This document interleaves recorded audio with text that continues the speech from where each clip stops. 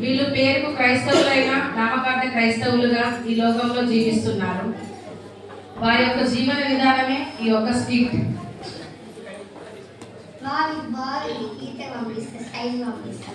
ఈ కామెడీ కూడా బాగుంది. సీన్ కూడా బాగుంది.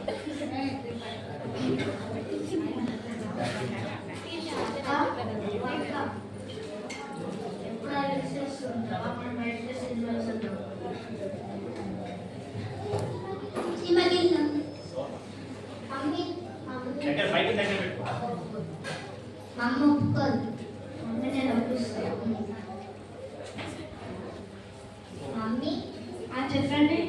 మమ్మీ మా ఫ్రెండ్ బర్త్డే పార్టీ ఉంటారు. సరే వెళ్ళి తొందరగా రండి. మనం బర్త్డే పార్టీ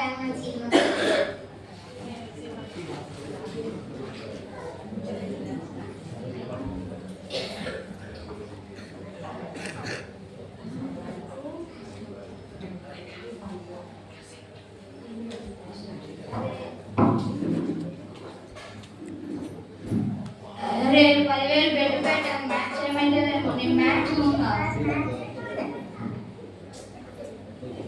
కొట్టు కొట్టు కొట్టు 6 కొట్టు కొట్టు 6 అబ్బో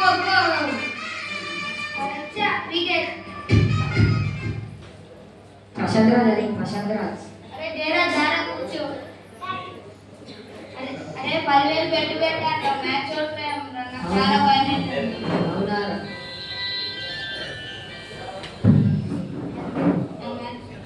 ప్రశాంత్ ఎప్పుడు చూసినా ఫోన్ ఆ క్రికెట్ అన్నారంటే ఎగ్జామ్ ఉంది, వెళ్ళి చదువుకో. అసలే నిన్న మీ నాన్న చేసిన రచ్చకి సీరియల్ సగం చూడలేదు. నీకు ఎప్పుడు సీరియల్ పిక్చర్.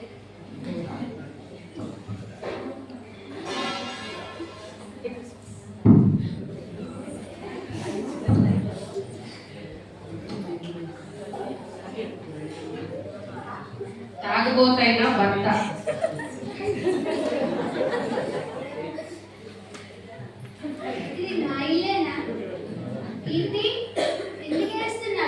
నిన్న నేను సీరియల్ చూస్తుండగా మెయిన్ టార్చర్ అని ఒక సినిమాలో వాళ్ళిద్దరు విడిపోయారండి.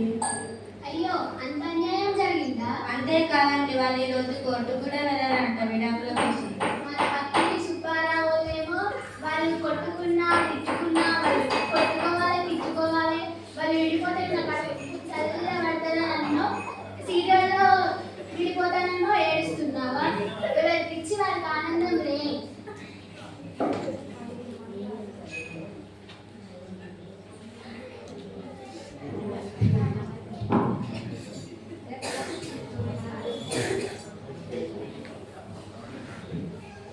అరే 10,000 పెట్టాను రా. మ్యాచ్ నాకు చాలా భయం అవుతుందిరా. అవునారా? మనకు పెగ్గేద్దాం రా. నెల వచ్చి కిక్కే వేరురా. అరే మందారా, మా ఇంట్లో ఒప్పుకోరురా. ఏం కాదురా, ఒక పెగ్గేద్దాం. నెల వచ్చి కిక్కే వేరురా. సరేరా, మనం వెళ్ళి తాగుదాం. పెద్ద కుమారుడు తాగుడుకు బానిస అయ్యాడు.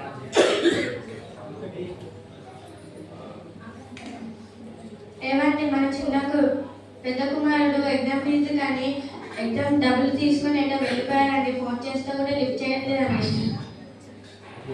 నాకు భయం అవుతుందండి.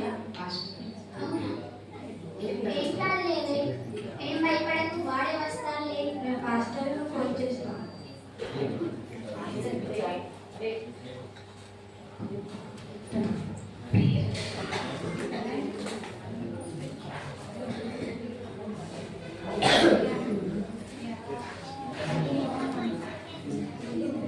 కీర్తన మరియు డేవిడ్ కుటుంబం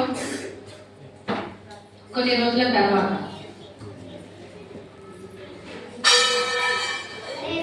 మనందరం కలిసి టీవీ చూద్దాం. అయ్యో పాస్టర్ గారు గురువుల గుడికి వస్తున్నట్టున్నారు. అరే రేంటి ఆ టీవీ ఛానల్ ఆరాధన ఛానల్ పెట్టండి. సరే, మొక్కరించి ప్రార్థన చేసుకుందాం రండి.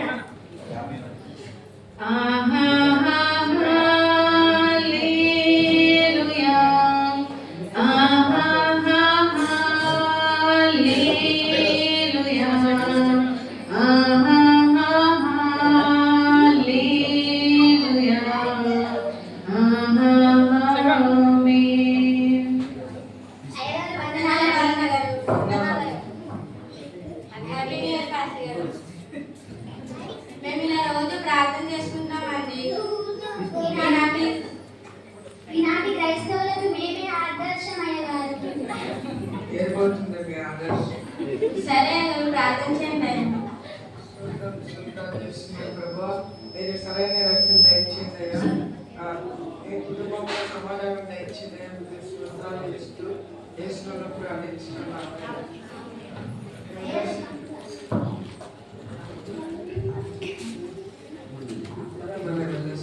సరే మాస్టర్ గారు వెళ్ళిపోయిన తర్వాత మళ్ళీ యథావిధిగా వారి జీవితాన్ని కొనసాగిస్తున్నారు.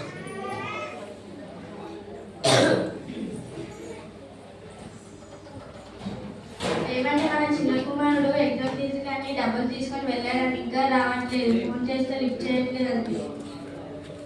అయ్యో, ఏం కాదు లేవే. ఏం భయపడకు, వాడే వస్తాను. సరే అండి. విన్ను, అన్ని వీడి దగ్గర మన వర్షం వస్తుందండి. అలాగే నేను చూస్తా. నిన్ను నిన్ను అవునే, వీడు తాగొచ్చాడు. అసలు నీ వల్లే ఇతను ఇలా తయారయ్యాడు. నువ్వు ఎలా పడతానో తాగి ఎలా పడతానో ప్రవర్తించడం వల్ల వీళ్ళు కూడా ఇలాగే తయారయ్యాడు. అబ్బా, నేను ఒక తాగుడే చేస్తాను. 24 గంటలు సీరియల్ సీరియల్ అని పిల్లల్ని పట్టించుకుంటూనే లేదు. అయ్యో, ఇప్పుడు అయ్యగారికి ఫోన్ చేస్తాను. వందనాలు పాస్టర్ గారు. ఉన్నానమ్మా. మా పిల్లలు అసలు మా మాటే వినట్లేదు అయ్యగారు. ఏమన్నమ్మా? ఈ రోజు మా చిన్న కొడుకు తాగొచ్చాడు అయ్యగారు. ఒకసారి మా ఇంటికి రండి అయ్యగారు. సరే అమ్మా. వందనాలు పాస్టర్ గారు. పాస్టర్ గారు మమ్మల్ని క్షమించండి. ముందు మేము నటించడం వలన మా వేషధారణ వలన మా కుటుంబమే చెడిపోయింది పాస్టర్ గారు. మమ్మల్ని కూడా దేవుడు క్షమిస్తాడా? దేవుడు తప్పకుండా క్షమిస్తున్నామా? క్షమించకూడదు.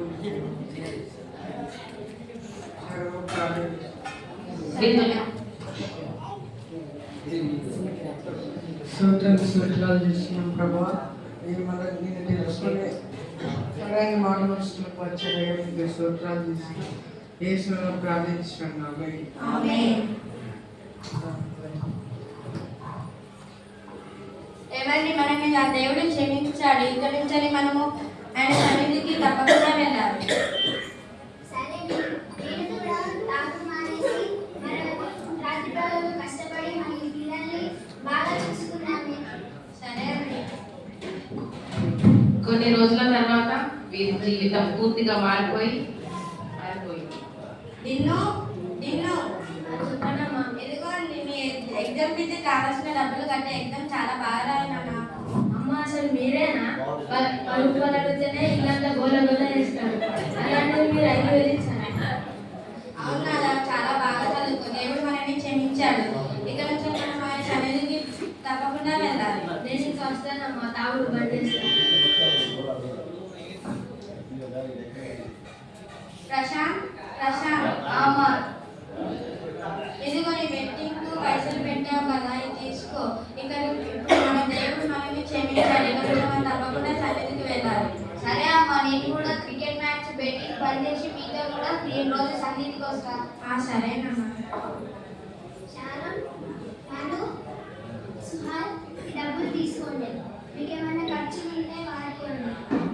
ఇప్పటి నుంచి సినిమాలు అవి మానేసి మనందరం కలిసి దేవుడి సన్నిధికి వెళ్దాం. ఓకేమా? ఈ విధంగా అందరూ మారు మనసు పొంది దేవుని సన్నిధిలో వాళ్ళ కుటుంబం ఆనందంగా ఉంటున్నారు.